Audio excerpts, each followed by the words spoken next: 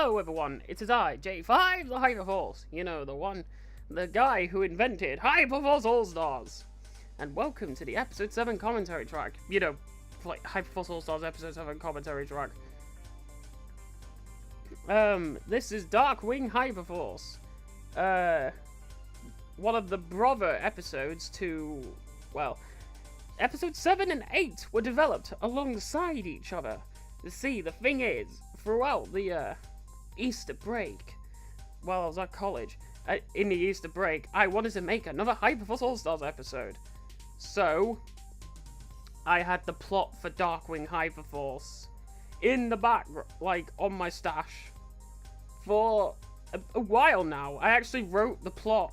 I actually wrote the story to Darkwing Hyperforce right after episode 6, but I wanted to take a break. That's something I didn't mention in the episode 6 commentary. That was the fastest episode I've ever made. Besides from Hyperforce 8. But in terms of, like, the gap between episodes, this, excluding 7 and 8, because 7 and 8 were made at the same time. 8 was finished before 7. The gap between episode 5 and 6 is the shortest out of any of the episodes. I started production on 6 as soon as 5 ended. Well, as soon as 5 uploaded. I wrote the script, then I started animating everything and blah blah blah blah. And then I kind of burnt out, so I took a break. Even though I did write the plot for Darkwing, I took a break. And then throughout the Easter holiday, I just thought, you know what? I'm going to start writing. I'm actually going to start producing the episode. So I started with it. Well, I kind of didn't feel like the Darkwing episode was going to work. But then Sonic Forces got announced, and I kind of came up with the idea of, well, Hyper Forces, and then just, yeah, I ended up making both episodes at the same time. And because of external voice actress issues, episode 8 was finished before 7, because I put my priority on episode 7. But then, as I was making episode 7, I was running out of scenes that didn't involve Sakura. So, Hyperforces then came into development, and it finished before,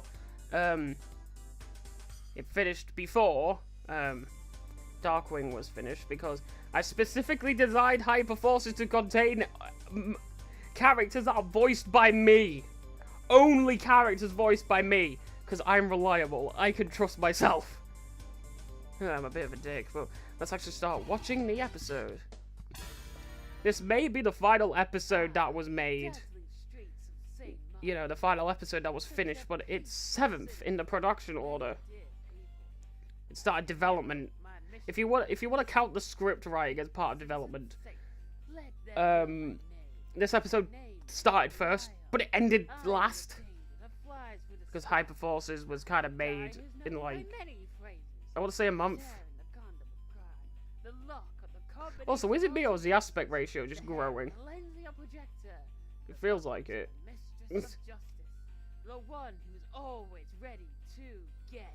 Maybe it's just an illusion from the black outlines, but it did just seem like the aspect ratio was growing, despite the fact that you can't change aspect ratio mid-animation in Anime Studio. Maybe you can. I don't know if you can. What I meant to say is, I didn't intentionally change the aspect ratio there, so maybe it was just an illusion on my part, but... Oh well, I'd like to actually talk about this episode, because I planned for it to contain a couple of more characters, like, I think Harry was meant to be, like, Gosling, and, I don't know, a couple of other Darkwing characters were meant to show up, but I decided against it, because, well, I struggled trying to get Sakura. So, yeah. Also, this Miku scene, the whole thing, it's like, if you've watched SML, you know there's a character called the Brooklyn guy, and he's basically every single job. He's basically whatever job the episode needs, and I was going to do that for Miku, but then I just realized, next episode is the last episode. Oh shit. But I guess you can, if anybody actually wants to write Hyperforce All-Stars fanfiction, A fanfiction of a fanfiction series? What? If anybody actually wants to write, like, a continuation of this series, well, there you go. That's what you do with Miku. You pretty much make her whatever job is needed for the episode. Kind of like Brooklyn T. Guy from the SML universe, but... Ha! Oh well! Also, episode 8. Episode 8 is the final episode there, but as we know in episode 8, there's an Armatalum episode, so... oh, that kind of sounds weird. There's an Armatalum teaser sort of episode tab thing, or whatever you want to call that episode selection thing. I'm not making an Armatalum episode of Hyperforce All-Stars. That's meant to be a teaser for the production of Armatalum Showdown. Basically, that's what's next. The episodes are in order, as you can see. Like, what's the next episode? Episode 8. What's after episode 8? Armatalum Showdown. That's what I'm going to be producing next. So it's sort of a what am I producing next sort of list. So Armatalum Showdown's at the end there when we get to episode 8. Ashley, actually, if you're watching this, man, then actually thank you for being pretty quick with your lines. Your line delivery is shit at points, but I can work with it because, well, Hyperforce All-Stars, it's kind of a parody of itself at this rate, so... Ashley, you butchering some of your lines is fine. But, yeah, Ashley actually gave me the lines, like... I don't know if it was the same day I requested them or the day after, but he definitely gave me his lines, like, pretty quickly. Enough showing hyperfuck. That is something I want to say. Hyperfuck is actually meant to be a racist term to hyperforces. Hence why J-Star gets mad every time somebody calls him it, but oh well.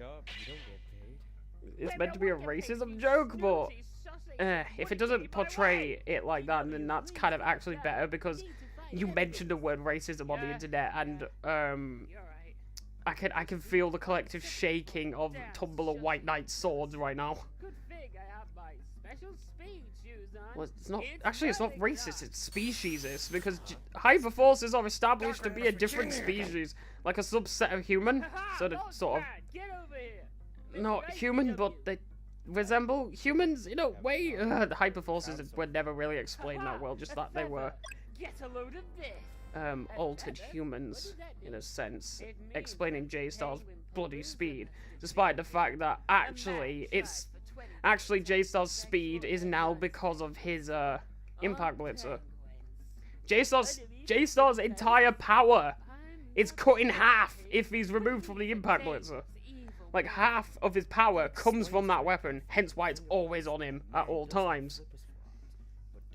And that isn't for Hyperforce All-Stars, that's actually for Armatalum Showdown. Half of J-Star's power in Armatalum Showdown comes from Impact Blitzer. And, well, Arrowburn, the soul that lives inside of the Impact Blitzer. So, yeah! So yeah, it's meant to be more accurate to Armatalum Showdown. The whole thing with J-Star gaining half of his power from Impact Blitzer. I know what you said. It is the weapon of the sky, so it kind of makes sense. It also makes sense to why J-Star is pretty fast on his feet. Even though in this episode he describes his magic speed shoes, but I think that's for Darkwing. Like, the speed for Darkwing is explained because of these magical shoes. And not Impact Blitzer, because this is meant to be a Darkwing parody, not a bloody Armatalum parody. But J-Star's speed does come from the fact that he's meant to be the Knight of the Sky, so he runs as fast as the wind or some shit like that. But if you guys can't really tell what's going on with why Darkwing and Ashley are such rivals in this episode, it's because Ashley's based off of Grzegowski or some, I don't know how to pronounce his name. But there's this massive bear character who is a part of the Shush agency in Darkwing Duck, and Darkwing tends to argue with this bear constantly, and since that's what's the character, Ashley's based off of Grzegowski, so obviously J-Star is a Darkwing, Tristan is Launchpad, Sakura is Hooter Jagander, I think that's how you say his name. Like, I know I keep on getting his name wrong. I think his name is Jay Gander, but then there's like the Hooter at the beginning, so I think his name is Hooter Jay Gander. the head of Shush. So Sakura is the head of Shush, so she is Sakura J Gander. J Gander Hooter? Something like that? I don't fucking remember. Also, this image. This is the NES Darkwing Duck sprite for Saint Canard. I had an image of Saint Canard from the actual cartoon, but it was like really bad quality. So I remember that the Darkwing Duck NES game was a thing, so I was wondering if Saint Canard was actually a part of that game. Well, of course it's a part of the game, but I mean like a map, like you see here. I remember that the world map, like the level select for Darkwing Duck NES was Saint Canard, so I looked up the sprite sheets, I got it, I stretched it out to fit the aspect ratio in terms of height. Not necessarily length, but I could have done that, but then it would... I don't know, it may have looked weird. But oh well, I wanted a clear picture of Saint Canard, and since Hyperforce All-Stars is kind of an 8-bit sort of style when it comes to its colouring, well, it's a bit more advanced than 8-bit, but like, it's solid colours, so 8-bit sort of worked. The 8-bit Saint Canard worked for Hyperforce All-Stars, I feel, anyways. It's better than the bloody low-ass quality image that I found of Saint Canard that I was going to use earlier, but then I decided, no, screw it, I'm using the SNES Saint Canard. Not SNES, the NES Saint Canard. Sakura J Gander. Little hint to the fact that she's been possessed by Crump here. Yeah, that's something that this episode doesn't explore. Like, how did Crump even get his hands on the Fusion Buster? Maybe it's just an invention of the Evil Council of Doom. But whatever, you don't really need to know. It's explained how Crump got his hands on Sakura. He just basically kidnapped her. Broke into Shush HQ and kidnapped her, so yeah.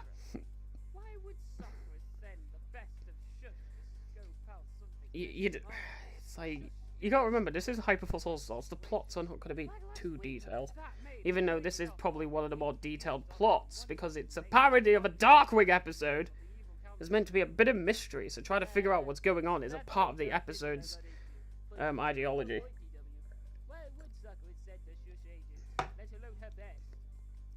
Also, yes, the Darkwing is the Dark R-Wing. You see, the Darkwing has a ship known as the Thunderquack, but I ended up turning it into the Darkwing. Yeah, like the AR in R-Wing is in the word dark, so yeah, dark. The Darkwing.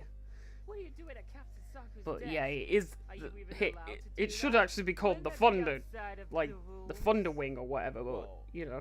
This is a different matter. The captain has been kidnapped. I needed to make some sort of pun there. We have this card here that says that she's been taken by the evil council.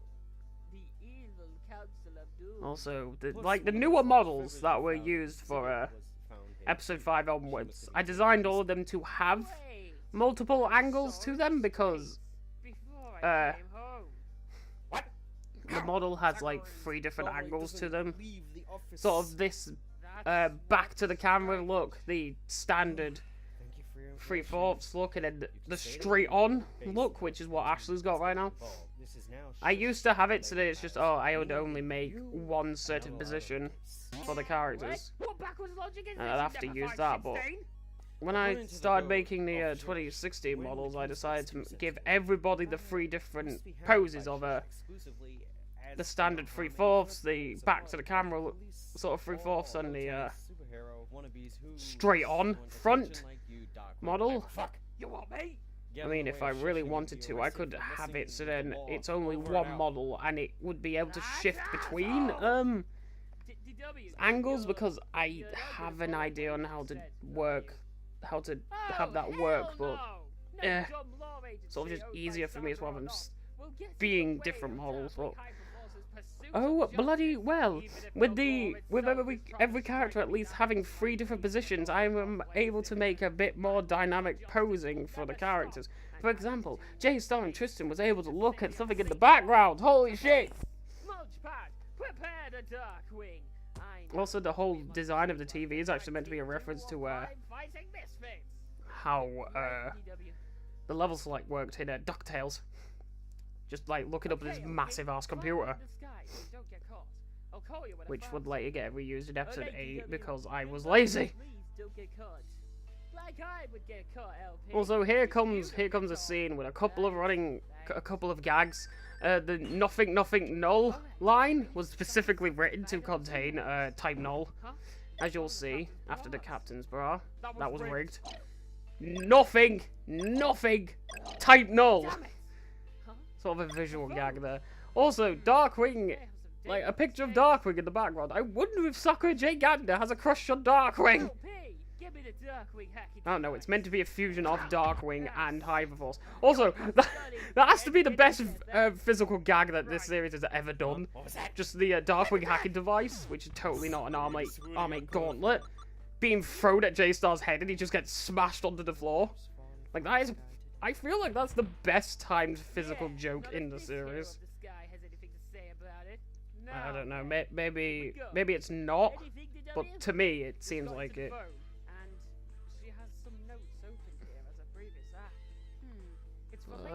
Yeah. This scene was definitely weird to make. This entire episode was weird to make. Because it's like, oh yeah, I'm animating a Hyperforce All-Stars episode and everybody's dressed up in Darkwing cosplay. Take this. Also, how high is the rapid fire stat on that armate gear? That's actually inaccurate. That type of armate gear that Ashley's holding should not have a rapid stat that high. It shouldn't be able to shoot that many bullets at once, but... oh well, it works for the episode. I mean, the whole Armatalim armate gear construction thing is flexible. Like, the core of the gear could have been high and rapid, and it just had the body of a Talon Buster Pro. Because, like with Beat'em, you're able to change the armor, and you're also able to change the core. So, yeah, I don't know how to explain it other than Beat'em terms, because Armatalim is totally not based off a Beat'em or anything. Yeah,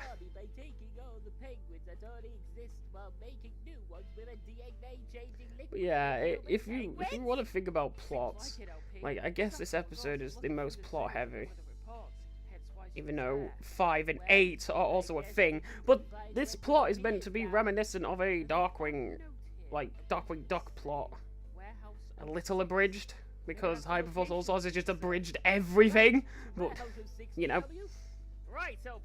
I feel like it captures the tone of Darkwing pretty well with its own Hyperforce All-Stars flair. You can tell it's a fusion of the two, I feel.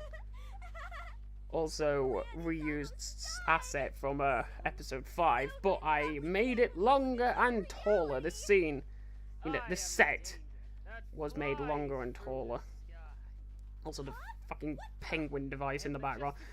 The whole thing here with Sakura being shrouded in shadow, like, I really couldn't be bothered to fully disguise the model and turn the whole thing into dark, like, just jet black.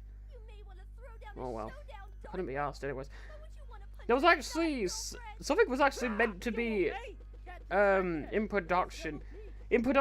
I wanted Sakura to also have Crump's voice at the same time. In fact, I'll probably release all of Crump's versions of Sakura's lines here to the public at some point.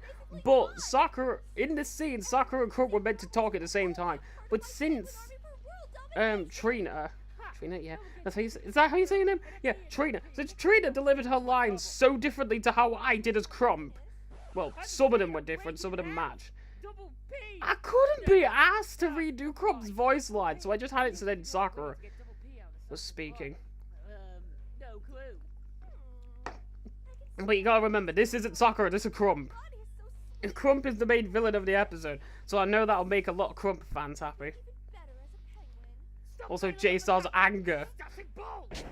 I don't know if that's established, like, well or not, but J-Star is a very angry person. Oh, shit! Also, that Sakura face.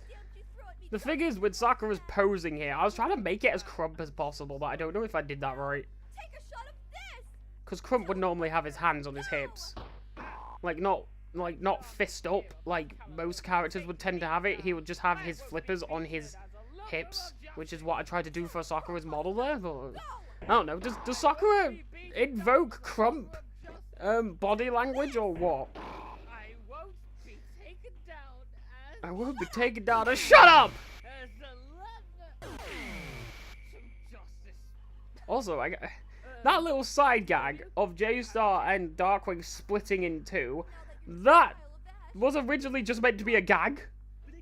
But then I thought, wait a second, what if Crump actually had a armor gear that was able to combine people, hence how he possessed Sakura. Interested in explaining it right here, it's like, oh, one of the guns that he used is like, you know, split into two people, and J-Star says like, oh, nice attention to detail. It's like, the little gag, actually, the one gag actually meant something. I thought that was kind of clever writing, because Hyperforce All-Stars is full of gags. One of the gags is actually plot important. Yeah, again, back when we had Miku being a news anchor, the text at the bottom of the screen, if you read it for long enough, it pretty much tells you to pay attention to Miku, because what she's saying is plot important. Also, there's Crump. Spin kick! It's the first time J-Star spin kicks, which is weird, because, I don't know, he's known for using Kirby fighting moves, so you would think, well, fighter Kirby moves, so you would think spin kick would have been used earlier, but oh well. J-Star has at least once has used Vulcan Jab, Rising Break, Smash Punch, and Spin Kick. He just hasn't used Judo Throw. Which, you know, if you want to quote the anime. No, because in the anime, they tend to... The anime really focuses on Smash Punch, Spin Kick, Rising Break, and Vulcan Jab when Fighter Kirby turns into... Well, when Kirby turns into Fighter Kirby.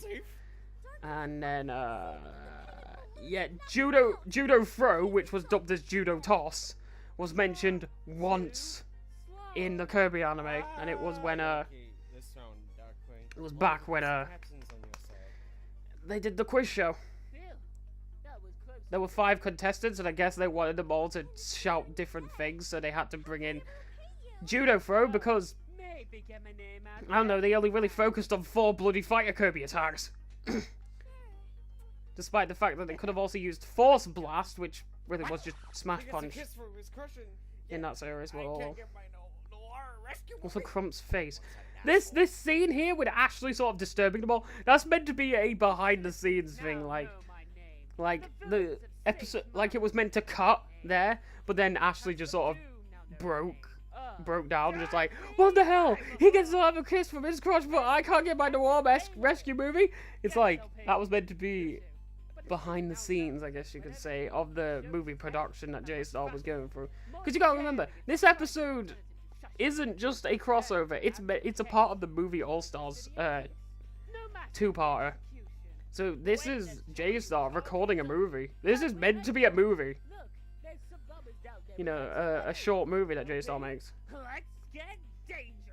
That's why everybody's dressed up in cosplay. That's why everybody's acting differently.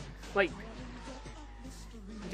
Sakura doesn't act entirely like Sakura. You know, actually she does. She acts nothing like Jay Gander. Well, that's why J-Star's a bit more Darkwing-like instead of being, well, himself. You know, it's meant to be a movie. And the Hyperforce All-Stars that we see in this episode are meant to be actors in the movie, so, you know. Also, fun little story here. Fist bump instrumental from Sonic Forces. I rented this episode back when we didn't know what the name for the Hyperforce or the Sonic Forces main theme song was called. Back when I made this episode and fully rendered it, we didn't know that the Sonic Forces main theme was called Fist Bump, and we finally got told its actual name the day before it was uploaded. Sonic Twitter, Sonic YouTube page. Jesus Christ, if it was a day later, I would have been so pissed. So I had to go back, change the credit from Sonic Force's main theme to Fist Bump Instrumental, because that's practically what it is. It's still Sonic Force's main theme, but the theme actually now has its name. The name is Fist Bump, so I had to change it to get the have it be accurate. I wanted the credits to be accurate. I couldn't be satisfied with it just saying Sonic Force's main theme. I had to change it into Fist Bump Instrumental. Because I'm kind of anal about that shit. So, yeah. I had to re-render the day before this episode got uploaded on the 7th. In fact, it is the 7th as I'm recording this. The episode will be up at 7 o'clock. It's like 2 o'clock now, so... like, 6 hours, maybe? Also, Tristan's pose there is pretty much the exact same as Launchpad's artwork pose for Darkwing. Same with J-Stars. It's meant to be reminiscent of how Darkwing poses at the end of the Darkwing Docket intro. If you caught a glimpse of that. I don't know. Are you listening to this as a podcast, or are you actually watching the episode in the background? I don't know. I can see people seeing this as a podcasty type thing. But I guess this episode was definitely fun to make. Got to experiment with the characters a little, because Tristan's meant to be a stupid side character, but he actually got the spotlight in this episode as Darkwing's sidekick. Like, why wasn't it Nerine? Nerine is J-Star's confirmed sidekick. Why wasn't she Launchpad? Because Launchpad's kind of goofy, so I thought Tristan would fit better. You know what? I need to bring Tristan in the spotlight more. Like, Tristan was a good partner to actually write for, because it bounced off J-Star pretty well. Also, that's the teaser for the Hyperforce's Sonic Forces parody. And, yeah, that's when a fist bump was used. I had to change one bloody credit the day before the upload of episode 7. Thank God it doesn't take me too long to render the master edit. It only takes like 2 hours. It's not like I had to re-render an entire scene of the raw animation. Now that would have taken like 9 hours. Taken 9 hours. Yeah, that scene with J-Star fighting Sakura. Or like J-Star fighting Crump, if you want to be technical. That entire like scene where in Warehouse 06, I split that in half. I intentionally split the thing in half, and it took 9 hours to render each half. Huh? Rendering takes time. But yeah, this is definitely one of the longer episodes to make. Definitely one of the more intensive episodes, because there was a lot of stuff to make for this episode. A lot of, like, this episode was one of the more bigger in production, but then episode 8 though is more of a Hyperforce All-Stars, so it's not like I had to make entirely new models for like 4 different characters. I just had to make gigantic Marikish Tarbots. Anything else I want to say about this episode? Not particularly. I think it captures a dark type of episode well, while blending it with the Hyperforce All-Stars sort of mentality and tone. Well, still, it does feel like a good fusion of Hyperforce and Darkwing, but that's what I think. Like, this commentary is being recorded before the actual episode has debuted on YouTube, so yeah, I don't know what people think about this episode yet. Is it good? Is it bad? I don't know. But next time, we'll be getting to the most edgiest of the episodes. Episode 8, Hyperforces, because Sonic Forces, Hyperforces, it just works. But yeah, the final commentary track's coming up for Hyperforces, episode 8, the season finale. That episode's gonna be really weird to talk about because, well, I don't know what people think about it because it hasn't been uploaded yet. So, do people know that that episode is edgy to be funny? Like, Sonic Force is, like, stupidly edgy. And, like, I decided to make that episode, like, really edgy for comedy's sake. Do people know that the, edginess was done ironically? I don't know. But I'll talk more about bloody episode 8 in the episode 8 commentary. Got a jet, ladies and gentlemen. I'll see you on the flip side.